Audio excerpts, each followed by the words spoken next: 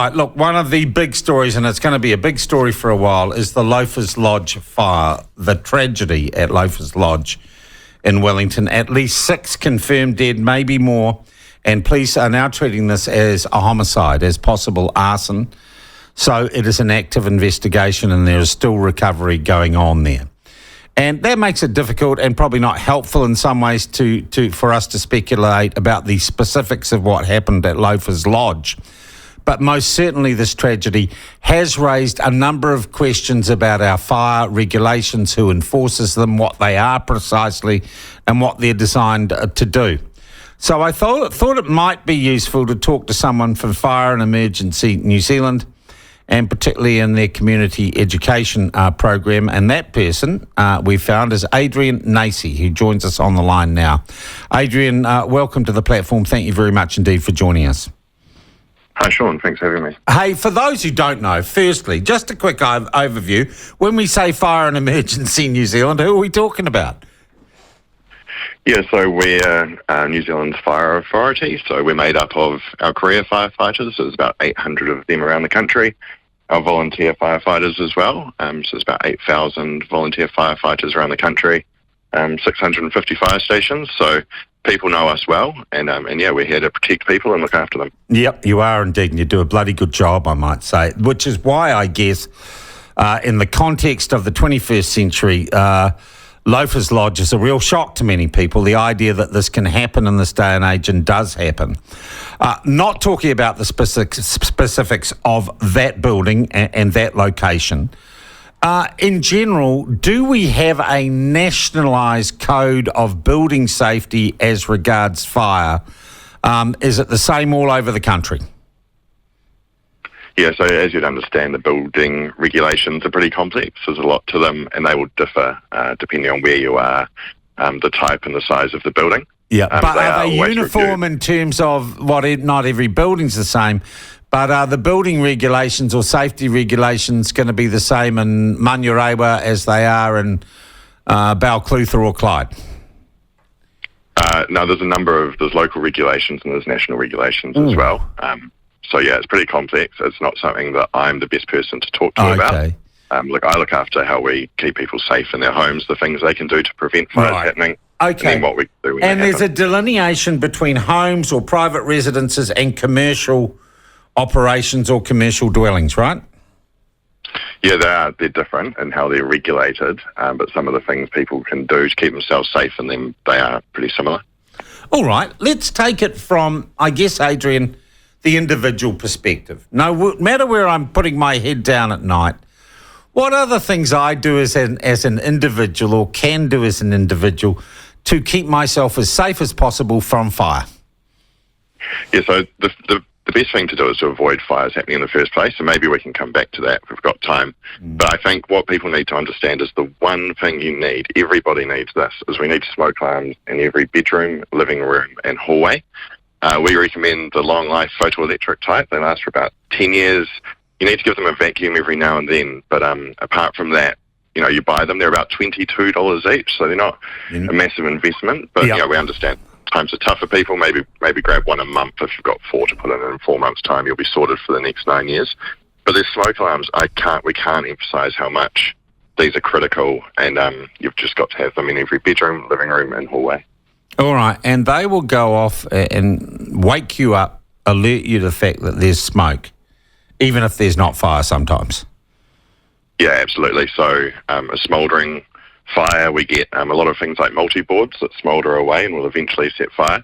So they'll give you an early warning for them. Often people can get up and deal with stuff themselves. It might just be a case of unplugging it, or you could have a hallway filling up with smoke and you can call 111 and we'll come and help you. But we need that early warning so people can either deal with things themselves or they can get out and call 111.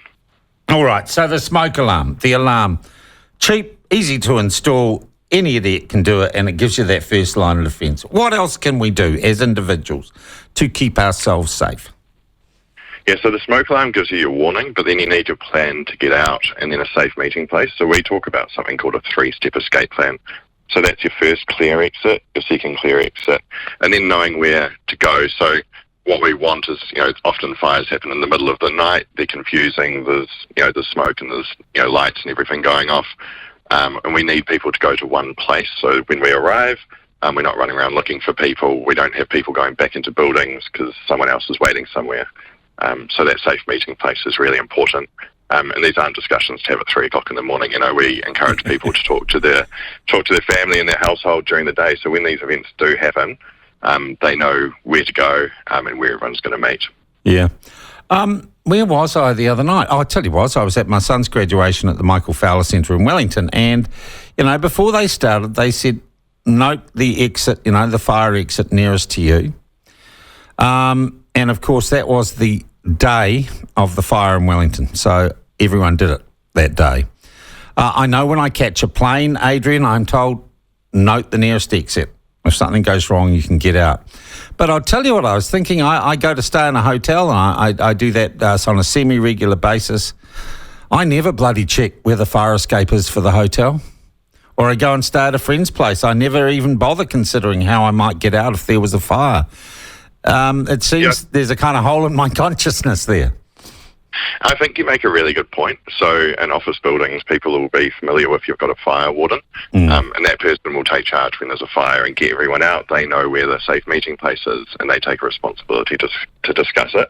And it's not lost on us that would be a really helpful thing if people had in their own homes someone that takes that kind of fire warden responsibility and make sure everyone knows where they need to go, and that person can take a bit of leadership when these things do happen to get everyone out into the right place. Yeah. As I said, Adrian, I think a real shock in New Zealand at this Loafers Lodge thing, and we think back, I guess, to Ballantyne's. But then, I cover New Zealand, and there are multiple fatality residential fires are not entirely uncommon in New Zealand. Is the incidence of fatal fires, particularly in residential properties, on the decline or the rise, or is it consistent in New Zealand? It's certainly on decline if we look at the last 25 years or so, and I think we can attribute that to people being really good about putting smoke alarms in their homes, checking them regularly. We've got the numbers of people dying in house fires in New Zealand is reasonably low. And that's because people have been really good with being engaged with fire safety and having those smoke alarms in their homes. Yeah. Adrian, what about the number of call-outs for fire in New Zealand? Is that declining over time?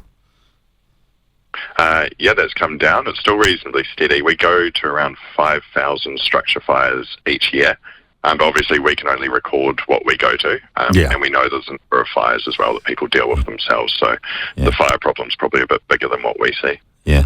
And I guess we look back, 100 years and largely wooden construction, not the same sort of regulations or safety research done.